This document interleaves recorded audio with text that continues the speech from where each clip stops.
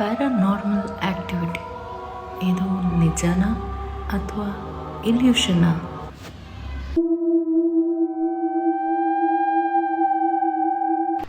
ನಿಮಗೆ ಯಾವಾಗಲಾದರೂ chill feel ಆಗಿದೆಯಾ? ಲೈಕ್ ನಿಮ್ಮ ಹಿಂದೆ ಯಾರೋ ನಿಂತಿರೋ ಥರ ಫೀಲ್ ಆಗುತ್ತೆ, ಆದರೆ ಹಿಂದೆ ತಿರುಗಿ ನೋಡಿದಾಗ ಯಾರೂ ಇರಲ್ಲ. ಪ್ಯಾರಾನಾರ್ಮಲ್ ಆ್ಯಕ್ಟಿವಿಟಿ ಅಂದರೆ ಗೋಸ್ಟ್, ಪಲ್ಟಿಗೇಸ್ಟ್, ಶ್ಯಾಡೋ ಫಿಗರ್ ಇದನ್ನು ಕೆಲವರು ರಿಯಲ್ ಅಂತ ನಂಬ್ತಾರೆ, ಇನ್ನು ಕೆಲವರು ಇಲ್ಯೂಷನ್ ಅಂತಾರೆ. ಆದರೆ ಪ್ಲೇಸಸ್ ಲೈಕ್ ಆಮಿಟಿವ್ಬಿಲ್ ಆ್ಯಂಡ್ ಬ್ಯಾಂಗರ್ ಫೋರ್ಟ್ ಅಲ್ಲಿ ಪ್ಯಾರಾನಾರ್ಮಲ್ ಆ್ಯಕ್ಟಿವಿಟಿ ನಡೀತಿದೆ. ಅಂದರೆ ಗಾಳಿಗೆ ತಾನೇ ಏನೋ ಒಂದು ಐಟಮ್ ವ್ಯಾನಿಷ್ ಆಗೋದು, ಅಥವಾ ಆಬ್ಜೆಕ್ಟ್ಸ್ ಮೂವ್ ಆಗೋದು, ಇಲ್ಲ ಶ್ಯಾಡೋ ಪಾಸ್ ಆಗೋದು, ಈ ಥರ ನಡೀತಿದೆ. ಇದು ಸೂಪರ್ ನ್ಯಾಚುರಲ್ಲ ಅಥವಾ ಸೈನ್ಸಾ?